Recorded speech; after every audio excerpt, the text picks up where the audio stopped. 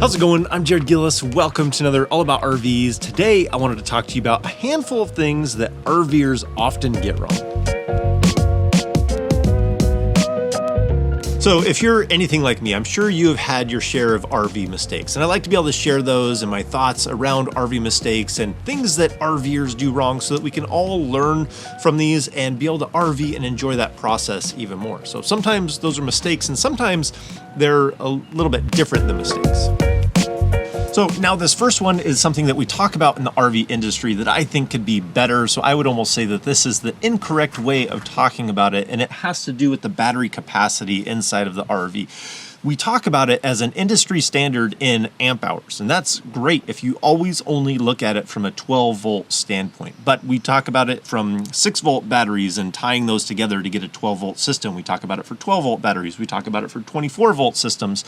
And so the amp hour capacity in batteries can get rather confusing. Compared to if we were to switch over to talking about it in watt hours, it would be much clearer across the board. For example, if you were to look at a golf cart battery and you're looking at a 6-volt, 235 amp hour battery. It looked like that battery has 235 amp hours you can use in the RV, but you don't have that until you add an additional 6-volt golf cart battery to that to make a 12-volt battery bank. So since you added that voltage together, you don't get to add the amp hours together. So it might be deceiving when you first look at it how much capacity you might feel like you could get out of a single golf cart battery, even though you would need two to make it functional. So if you're comparing that to the watt hours on a Lion Energy battery, this is rated, if you were to scan this on the side, it says it's a 105 amp hour battery at 12.8 volts. You times those two things together and that gives you your watt hours, which is 1,344. That's really clear and easy to see. So if you were to take that golf cart battery and you times it times the 6 volts that it is, it's going to give you the actual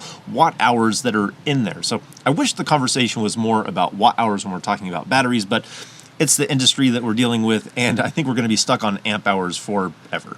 And it also gets confusing when people talk about wanting to create a 24-volt system for their solar setup. It just, when you're comparing amp hours to amp hours from a 12-volt to a 24, you have to do some conversion there. That's just my 2 cents. I think it would be much easier for people to understand and conversations to be had talking about it in watt hours.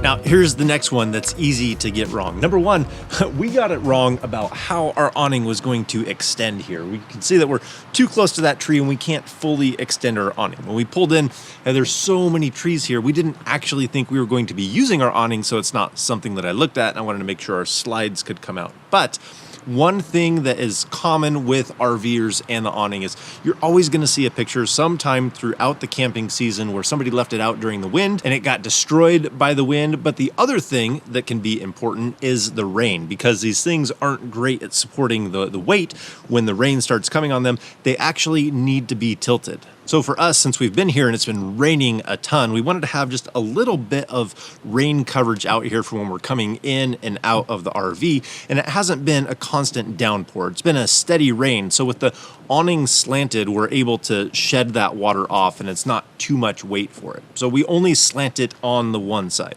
So for this kind of awning, it's really simple. You just pull down on this little arm right here and you put that bend in it, and it allows all that water to be able to shed off to one side. Because if you look across it, you can see a belly in the fabric. And if you're collecting all that water in there, you could collect way too much weight, and then these arms are just gonna buckle under the weight, and then your awning is gonna be completely ruined. So doing this small, simple step can save your awning. And on the other side, we keep this arm straight. So you can see when you look across, this arm is straight, that one is bent, and that gives us a slope so that the water will shed right off of the awning. Awnings are one of those tricky things that you want to be able to use it, but you also don't want it destroyed in the elements. And if you're in the West, dust devils can kick up in no time and destroy the awning. So sometimes you can't really plan for that. There'll be no wind to destroy the awning. And this trick works when there's just a moderate amount of rain. If you have too much rain, it's still gonna overload if you have a large awning and it catches that much water before it can shed it off. So this is something that we use in moderate rain to keep it dry coming in and out of the RV. We still have a rule of thumb: if in doubt, just bring it in. We'd rather save it and have it for future use than have it destroyed in the weather. And we always still put it in when we leave the RV because you never know what weather might come up. Now, the next thing on our list is the fresh water pressure regulator. This is going to regulate the pressure coming into the RV so that you don't have a problem with your plumbing, having too high of pressure for the pipes or for any of the fittings or for the fixtures. So this ensures that you won't have those problems. The thing is, you have multiple places that you can install this. So depending on your equipment, you might have to be replacing some of your gear. So number one, the safest place to be able to put this is just right at the faucet before you connect your hose to it and before your filter, and then it goes into the RV. We've seen places that have well over 90 PSI or over 100 PSI, and at those places, they usually warn us. And they said that they've often had people with hoses that have exploded. They've had filters explode and split wide open.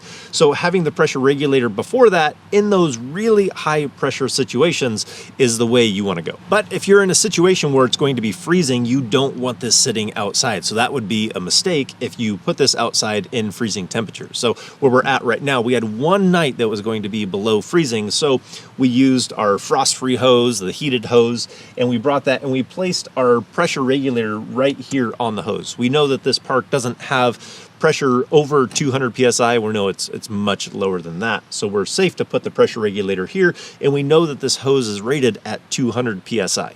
Now, the Zero G hose claims that it has a burst strength at 600 PSI, which would be really fun to test, but I wonder how the ends of the fittings would be. But that to say, the Zero G hose has a really high rating for PSI. So we know that we can put our pressure regulator after this hose if we needed to also. I also know that our filter is rated at 125 PSI, if I'm remembering that properly. So we know that it can handle that amount of pressure. So if you're at a 90 PSI place, you could put this behind this type of filter. And so you could have the higher pressure through the filter, go through the pressure regulator, and then still protecting the RV. But if you're going to be in those situations where you're over that 100 PSI, the white hoses that are out there, the blue filters that are often used, I would definitely put this before those, and I would put it directly, this metal type of a pressure regulator, directly onto the faucet and then go from there.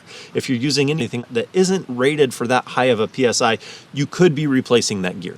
So in a nutshell, for the pressure regulator, I would say you want to know the PSI rating of all your components that you're going to be connecting up, and you want to put this before any of those that might be at risk. You can always ask at the park when you're checking in with their PSI if it's anything you need to be aware of, because this gauge will show you what the pressure is after the regulator. This is another thing that I have in here so that I can tell what the PSI is before I connect all my stuff and gear up. So I can find out, or I can ask usually.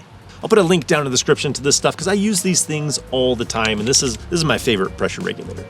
So I think that's going to do it for our list today. One of the great things about RVing is there's always something new to learn and something to be able to be improved upon. So mistakes that we've made or things that we've done wrong that we can improve on, I'm always happy to share those along with you guys. So I think that's going to do it for today. Hope you guys enjoyed this video. So if you liked it, give it a thumbs up. If you want to see more videos about RVing, hit that subscribe button. If we don't see you on the road, hopefully we will see you next video.